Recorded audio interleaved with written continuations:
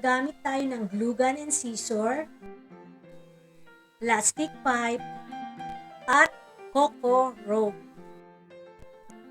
Bali itong pot, ginagamit ko lang ito kapag tinitignan ko kung saan ako mag-start nung paglalagyanan ko ng Coco rope. Ganito lang, sa umpisa gagamit tayo ng glue gun, o kaya pwede naman kayong gumamit ng nylon or anumang pantali dyan.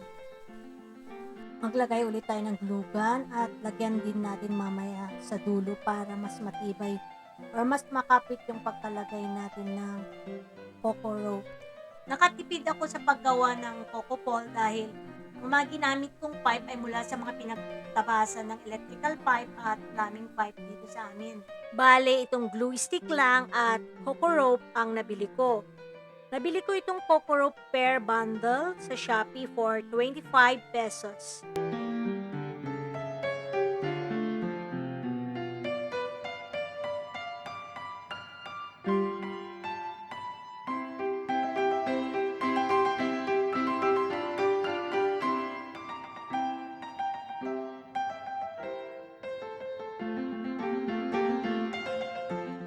Kung minsan ang ginagawa ko ay dinidikitan ko itong pole ng glue diretso dito sa pot. Pero optional lang yan, kahit hindi mo lagyan okay lang.